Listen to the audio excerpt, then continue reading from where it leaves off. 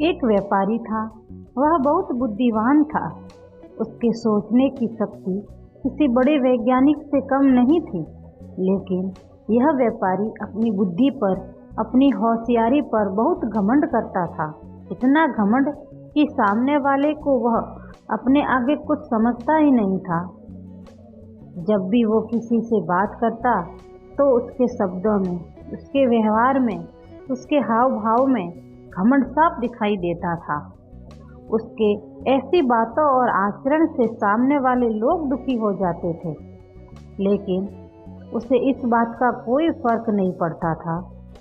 उसका व्यापार अच्छा चलता था, फिर भी वो हमेशा दिमाग लगाकर इस बात की फिराक में रहता था कि कैसे वह कम से कम समय में बेशुमार दौलत कमा पाए। एक ब्राह्मण इस व्यापारी का बचपन से मित्र था। ब्राह्मण भी समझदारी में कुछ कम नहीं था, लेकिन इस ब्राह्मण ने अपनी बुद्धि को भगवान की भक्ति और धर्म ग्रंथों को पढ़ने में लगा दिया था। व्यापारी अपने ब्राह्मण मित्र का भी कई बार अपमान कर दिया करता था, लेकिन आध्यात्मिकता को पा चुका ब्राह्मण कभी उसकी बातों का या व्यवहार का बुरा नहीं मानता था। ब्राह्मण ने अपनी सच्ची भक्ति और समर्पण से भगवान का दर्शन कर लिया था, इसीलिए वो अब किसी भी बाहरी वस्तुओं या दुनिया से विचलित नहीं होता था। भगवान का साक्षात्कार कर चुके इस ब्राह्मण के पास कुछ अद्भुत शक्तियां भी आ गई थी, जिससे वह अपनी कल्पना शक्ति से कई सारी चीज़ों का सर्जन या विनाश कर सकता था। जब व्यापारी को इस बात की खबर हुई तो उसने अपने ब्राह्मण दोस्त की शक्तियों का फायदा उठाने का सोचा।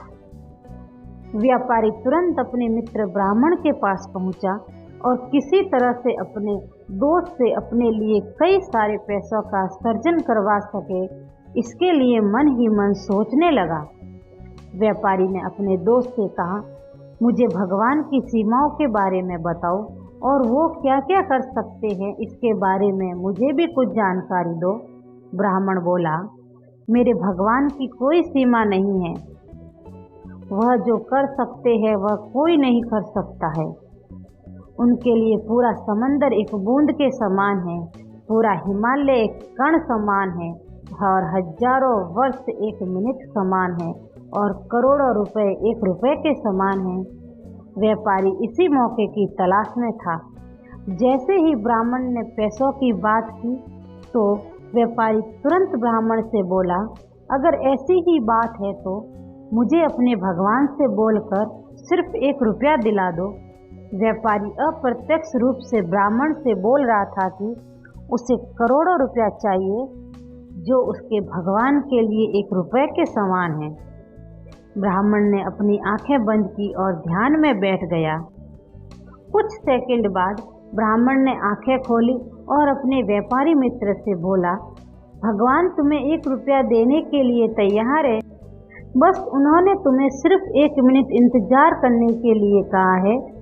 इस तरह से अपने आप को बहुत बड़ा बुद्धिमान समझ रहे व्यापारी को उसके मित्र ब्राह्मण ने उसी के तरीके से मात दे दी, क्योंकि भगवान के लिए करोड़ों रुपयों का मूल्य 1 रुपया है, तो हजारों सालों का मूल्य भी 1 मिनट है।